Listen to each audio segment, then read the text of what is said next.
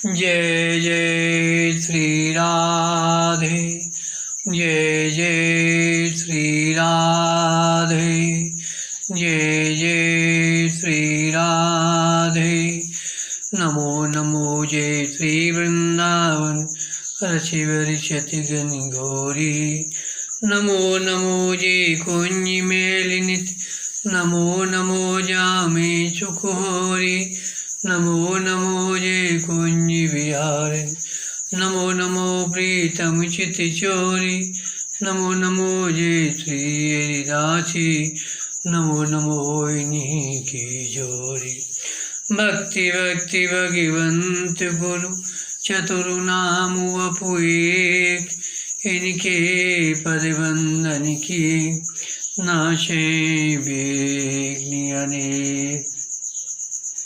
आज के सत्संग में पांडवों का चरित्र वर्णन करेंगे, जिसमें युधिष्ठिर जी और भीम जी का चरित्र वर्णन किया जाएगा।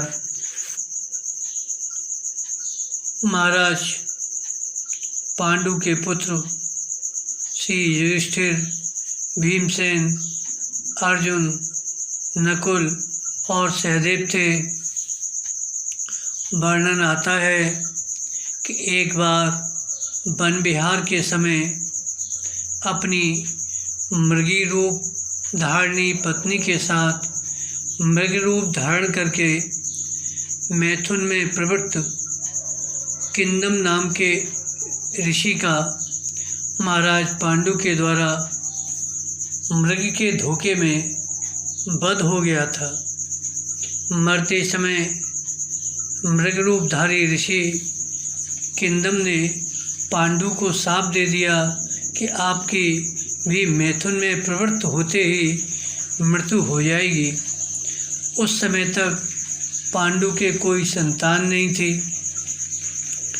ऋषि के वध एवं शाप से पांडु को बड़ा पश्चाताप हुआ और अपनी दोनों पत्नी कुंती और माद्री को साथ लेकर सतशृंग पर्वत पर वानप्रस्थ विधि से तपस्या करने के लिए चले गए।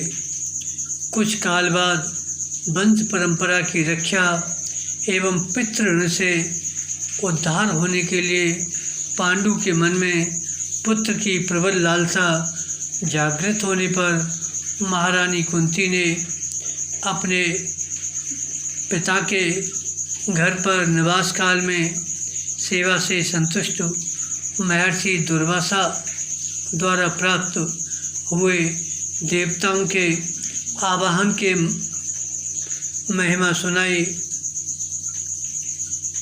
महाराज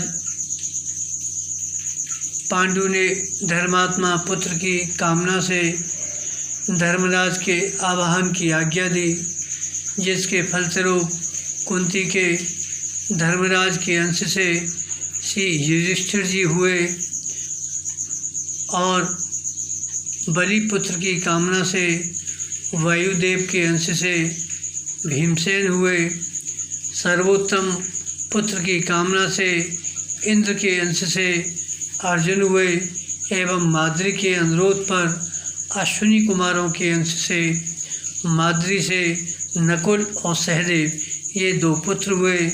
वे पांचों ही पांडु के खेत्रज पुत्र होने से पांडव कहलाए।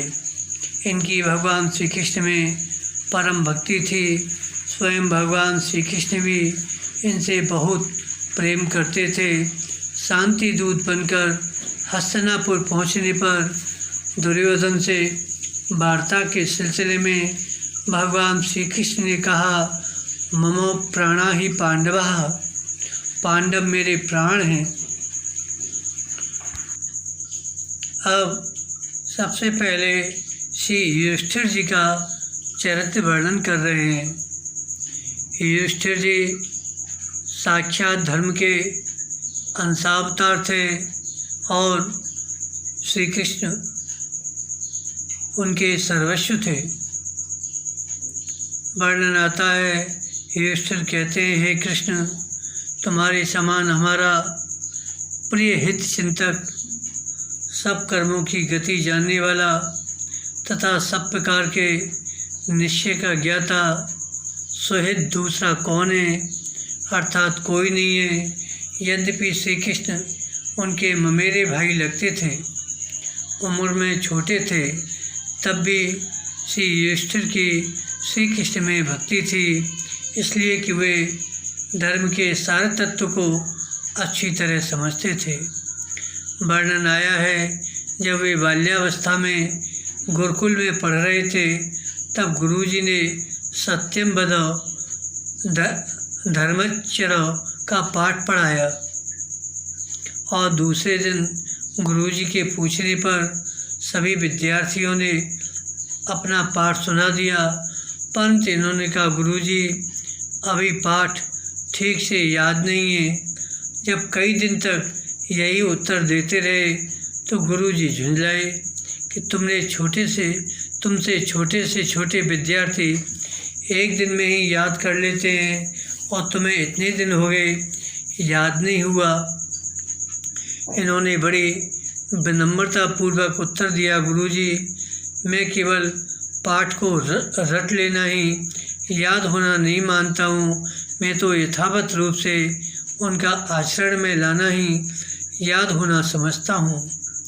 इनकी इस शास्त्र सिद्धांत निष्ठा से गुरुजी बड़े प्रभावित हुए, हृदय से लगाकर आशीर्वाद दिए कि समस्त सद्गुण तुम में निवास करें।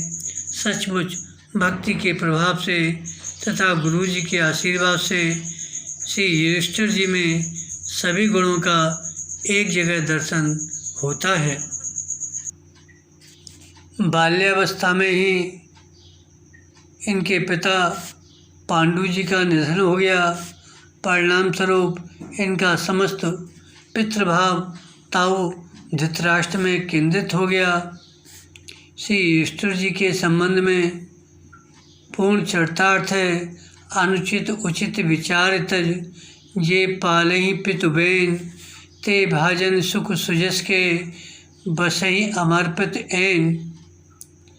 वारणावत नगर में लाक्षागृह में रहने तथा जुआ खेलने जैसी धृतराष्ट्र की निंद आज्ञाओं का भी आपने स्वागत किया, जबकि इसके कारण आपको कौन सा संकट नहीं झेलना पड़ा। भरी सभा में महारानी द्रौपदी का तिरस्कार अपनी आँखों से देखा, परंतु ताऊ की आज्ञा पर आँच नहीं आने दी। ऐसी अद्भुत थी इनकी पितृभक्ति। दुर्योधन और शकुनी के कपट द्यूत की निंदा किसने नहीं की, परंतु धन्य श्री युधिष्ठिर जी जिन्होंने 12 वर्ष का वनवास और 1 वर्ष का अज्ञातवास का कष्ट स्वीकार कर लिया, परंतु कौरवों के विरुद्ध एक शब्द भी नहीं कहा। इसी से इनका एक नाम अजात शत्रु भी था। ये शत्रुओं के प्रति सद्भाव रखते थे। अपकारी का भी उपकार करना आपके जीवन का महाव्रत था। इससे इनकी साधुता का परिचय मिलता है। उमा संत की यही बड़ाई, मंद करत जे करई भलाई। वनवास काल में जब ये द्वैत वन में निवास कर रहे थे, दुष्ट दुर्योधन इनका तिरस्कार करने के लिए वहाँ भी ससैन्य पहुँचा, सेना को लेकर पहुँचा। पांडवों की रक्षा के लिए देवराज इंद्र के भेजे हुए चित्रसेन आदि गंधर्व गणों से दुर्योधन की मुठभेड़ हो गई। गंधर्व दुर्योधन को पराजित कर कैद करके ले गए। जब यह समाचार श्री युधिष्ठिर जी को मिला तो भीमसेन के विरोध करने पर भी इन्होंने अर्जुन को भेजकर दुर्योधन को गंधर्वों से मुक्त कराया। आपकी इस विशाल हृदयता अजात शत्रुता को देखकर इंद्र आदि देवता दंग रह गए।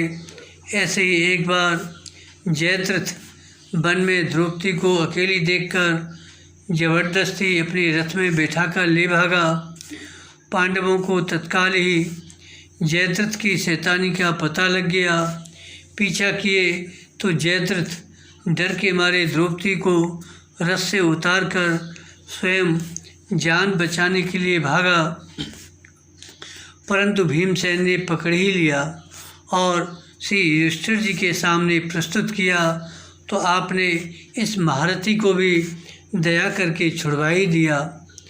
ऐसी अद्भुत क्षमाशीलता एवं दयालुता आप में थी। वर्णन आता है, एक बार एक ब्राह्मणी की अरणी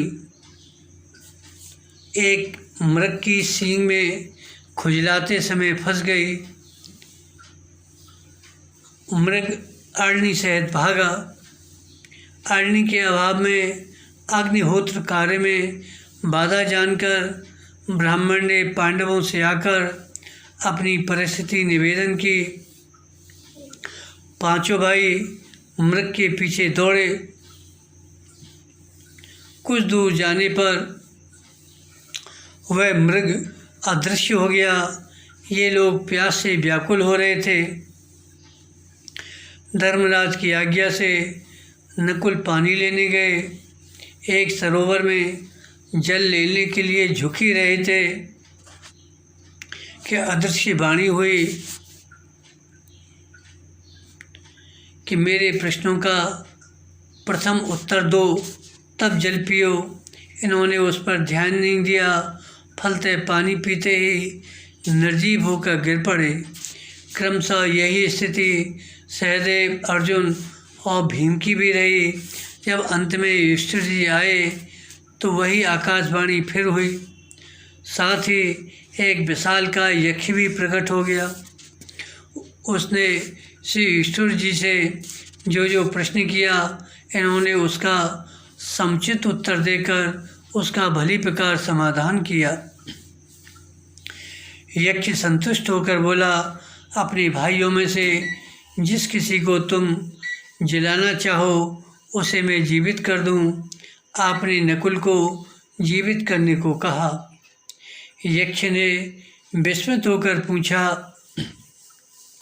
सगे भाई अर्जुन और भीम को छोड़कर नकुल को जीवित करने की प्रार्थना क्यों की? आपने उत्तर दिया, हमारे पिता की 2 पत्नियां थीं। मैं चाहता हूँ वे दोनों ही पुत्रवती बनी रहें।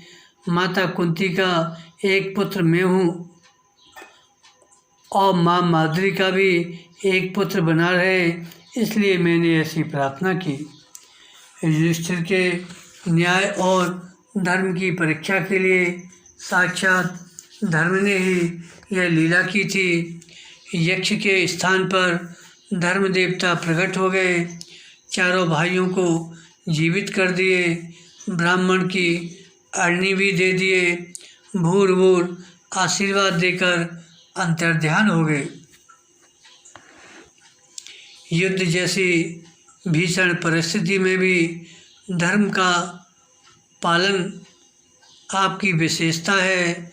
कुरुक्षेत्र के मैदान में जब दोनों ओर की सेनाएं युद्ध के लिए आमने सामने खड़ी थीं, तभी आपने भीष्मता में द्रोणाचार्य, कृपाचार्य आदि गुरुजनों को प्रणाम कर उनके हृदय को प्रथम ही जीत लिया।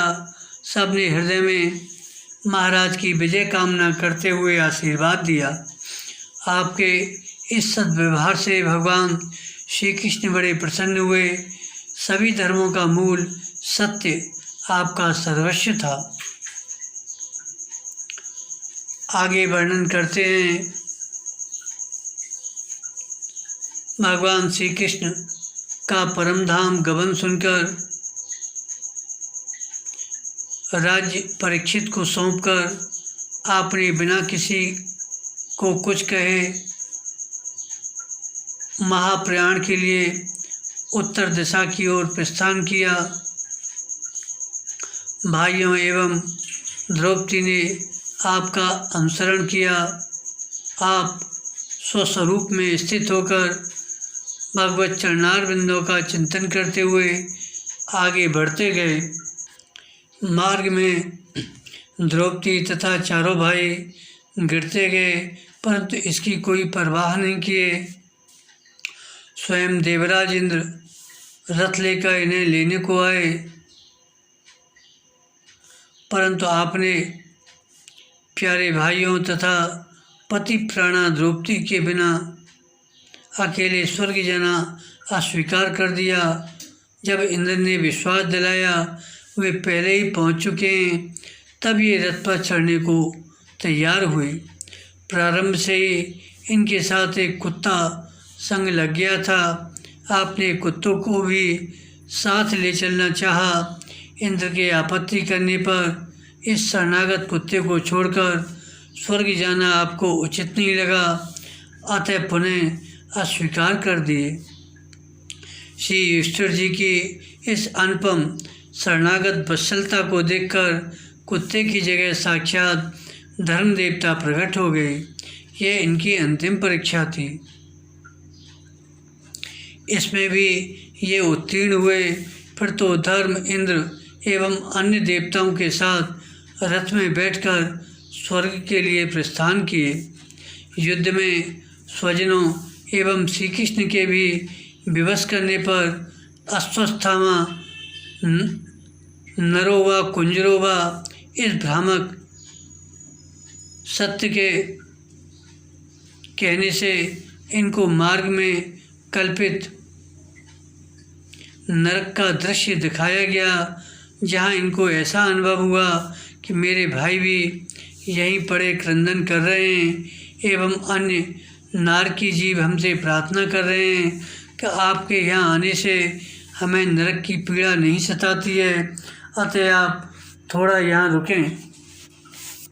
अतः श्री युधिष्ठिर जी नरक में ही रहना मंजूर कर लिया, परंतु यह तो कल्पना थी।